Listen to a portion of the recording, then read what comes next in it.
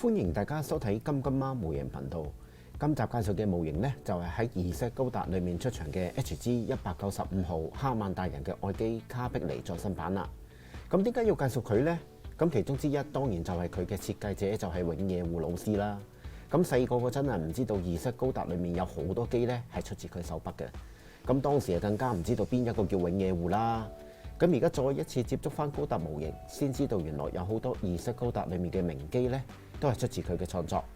卡碧尼嘅設計真係好獨特嘅，相比起富野設計嘅渣古呢，真係完全唔同。每一個身體嘅部分設計呢，都充滿住五星物語機設嘅感覺。卡碧尼係有2001年 MG 版、1999年嘅 HG 版，咁而家呢一個呢，就係2019年推出嘅再生版啦。咁首先同大家講一聲，我就冇玩過1999年嘅 HG 版本啦，咁所以呢，就冇得作一個比較嘅。希望大家睇完呢段影片，覺得我介紹得好嘅就俾一個 like， 未訂閱嘅希望你會訂閱我呢個分享自家製嘅模型頻道啦。喺旁邊嘅角度睇，都已經感覺到卡碧尼個樣充滿住邪氣啊！唔知道大家有冇睇過永野戶老師嘅卡碧尼初稿呢？嗱，我都喺網上面揾到呢幾張相嘅。咁大家係咪覺得同而家版本嘅設計外形好唔同啊？嗱，順帶一提下，泰坦斯嘅漢拉比設計呢，原型其實都係出自永野戶老師嘅。除咗卡碧尼、漢拉比、白色，其實加里波蒂同埋力奇戴亞斯呢，原來都係佢嘅設計嚟嘅。咁仲有後期嘅二 set 高達啦，都曾經被永野戶設計過，但係當年呢就過唔到日升同埋 Bandai 嘅審視啦，所以呢有好多原案呢都被廢棄咗。咁近幾年呢，佢就為一本動漫雜誌重新彩繪咗名為 MAN103 卡碧尼。咁 Bandai 見到呢個巨爪版啊，就為 MG 版推出咗名為詛咒卡碧尼。咁唔知道大家有冇見過啦？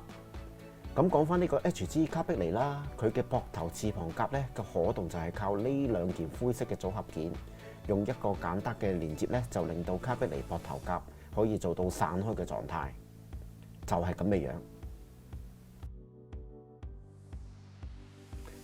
不過咧，不得不佩服 Bandai 而家嘅玩具設計技術啊！卡碧尼嘅翅膀甲裡面跟住原設定分件咧係做得十分充足嘅。30幾年前，我可以好肯定話俾大家聽，以前嘅卡碧尼咧係冇乜嘢可動嘅，但係而家可以做到呢一個翅膀打開嘅樣子，真係可以講話此生無憾啦！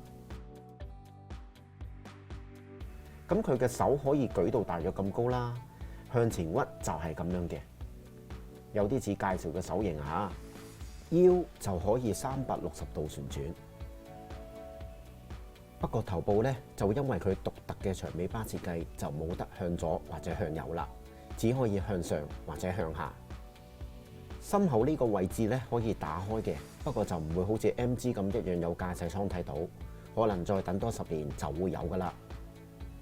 至於腳部呢個膝蓋甲可以打開嘅。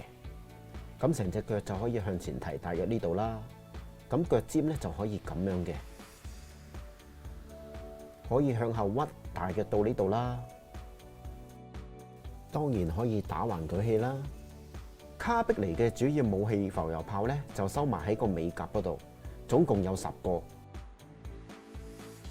掹出嚟咧就係咁嘅。不過咧，我建議大家就盡量唔好亂咁放啦，因為跌咗喺地嗰度咧，就好難會揾得翻，咁腳底就係咁噶啦，設計真係好獨特嘅。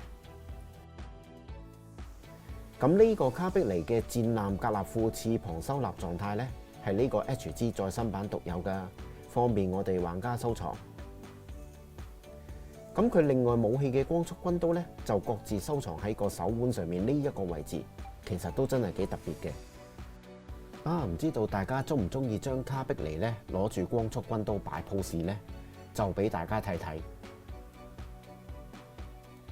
嗱，咁佢嘅武器咧其實真係比較少嘅，但係都已經足夠俾佢喺2 set 同埋2 set 高達嘅世界裏面咧存在住好長嘅時間啦。當然佢最殺食嘅就係浮游炮啦。咁但係可惜浮游炮嘅特效件咧又係 PB 限定嘅，咁我又係買唔到。咁我見到有啲朋友咧，就竟然將特效件咧炒到上180蚊就。不過卡碧尼咧就咁舉起隻手咧，其實都已經充滿霸氣㗎啦。所以我覺得都好值得中意 Z 高達系列嘅 fans， 特別係中意永野護老師設計嘅機體朋友買翻去收藏㗎。咁始終啦，卡碧尼係好有5星物語機嘅感覺嘅。咁而家喺市面咧就好似容易見得多呢個 HG 啦。咁大約係130蚊至150蚊到啦。真係中意卡碧尼嘅朋友不妨考慮下啦。希望喺未來嘅日子裏面，我會多啲介紹單眼機啦。好，今集內容咧就嚟到呢度啦。記得俾個 like 同埋訂閱，我哋下次再見啦，拜拜。